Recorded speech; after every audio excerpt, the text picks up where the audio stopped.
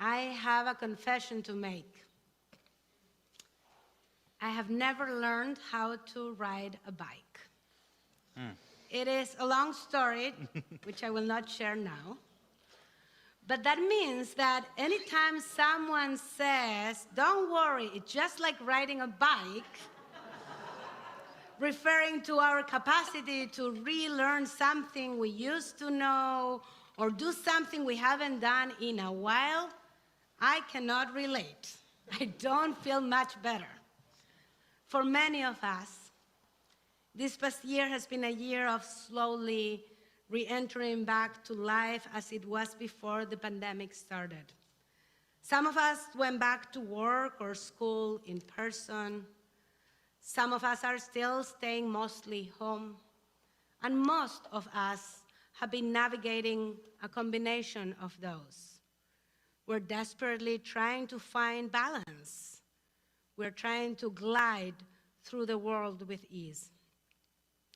I found this past year to be very challenging in a different way than the year before. Perhaps because of all the ups and downs. Last fall, we thought that maybe we were out of the woods from this pandemic, but then Omicron hit, and once again, we had to change plans, put on our masks, and go back to behaviors and practices that we thought were behind us. For some of us, going back to whatever we call normal was easy, perhaps just like riding a bike. But I believe that for most of us, re-entering society brought anxiety, fear, and the realization that it's not as easy to return to life as it was before. For the past 2.5 years, many of our relationships and interactions have centered on social distance. Although we found creative ways to stay spiritually connected, it was hard, it was long, it was filled with uncertainty. As humans, we are not supposed to be distant from each other. We are meant to be connected. We crave closeness. That is part of our social DNA. Last high holidays, we were here together in person and online, but there was still so much fear, hesitation, and not knowing. Although some of that fear, some of that hesitation and uncertainty remains, it feels in a way that we are re-entering a new phase of physical closeness, not just at TVZ and high holiday services, but in other aspects of our lives. Our kids are going to school, and for the first time in 3 years, we can see their faces and their beautiful smiles. I know we need to continue to be cautious, but I am ready to be close to you, and to invite closeness in our community. And how do we do that? How do we come closer to each other? Some say it's like riding a bike. But in many conversations with people, I have learned that re-entering the world and showing up in our relationships has had its challenges. It isn't easy as it was before. Through these high holidays, I hope to take you through a journey of thinking about the following questions. How do we come close again? How do we show up? How do you show up? How do we learn to be connected and to be in community in ways that are different, in ways that are new? The verse that we will be guiding us through these high holidays and that we just sang is from Psalm 145, verse 18. Karov Adonai lechol korav, lechol asher ikrahu be'emet. Adonai is near to all who call sincerely. God is close and near to those who call.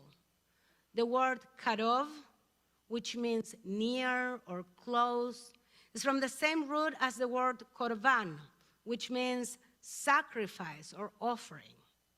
There are different definitions to the word sacrifice.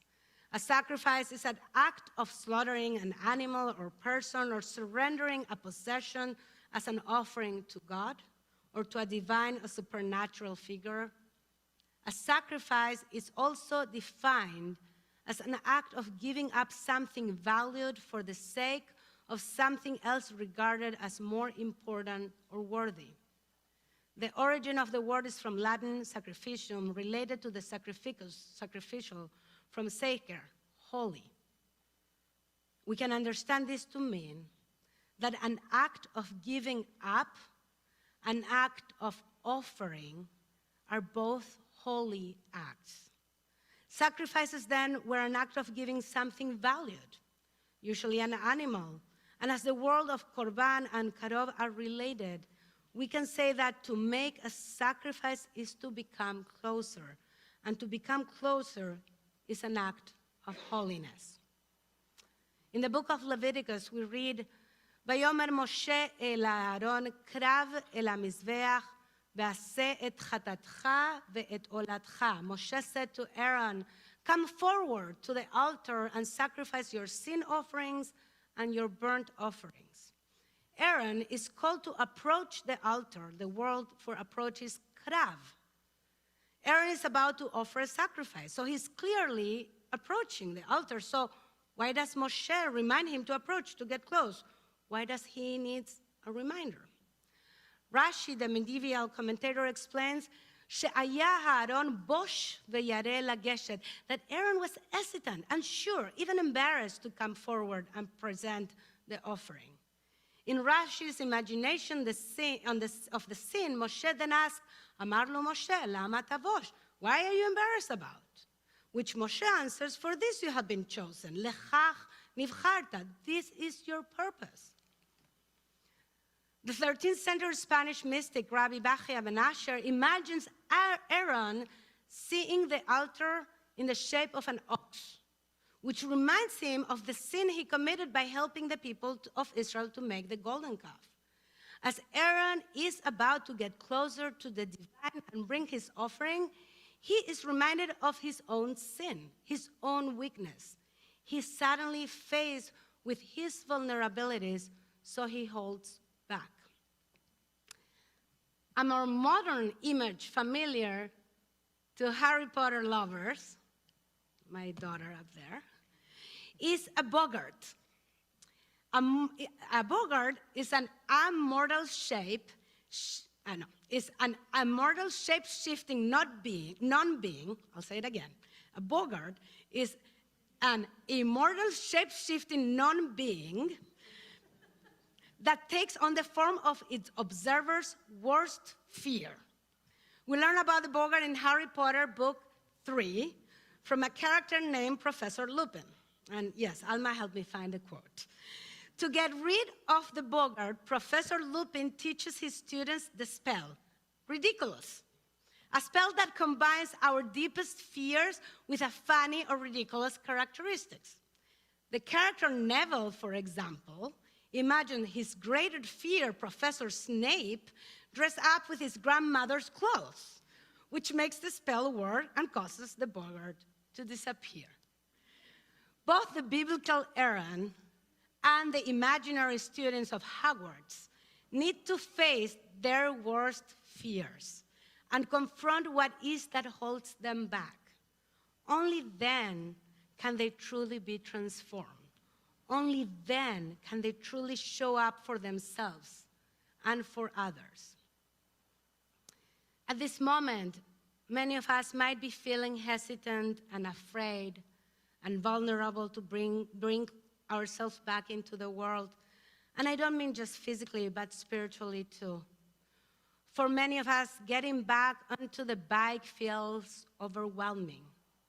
But I think that for all of us, even for those who find it easier, we know that there is an opportunity, there is a possibility to face our own selves, our learnings, our experience from the past year a bit differently, perhaps with more intention, perhaps with new perspective, perhaps with more clarity of our priorities, perhaps transforming the vulnerabilities into new sources of strength.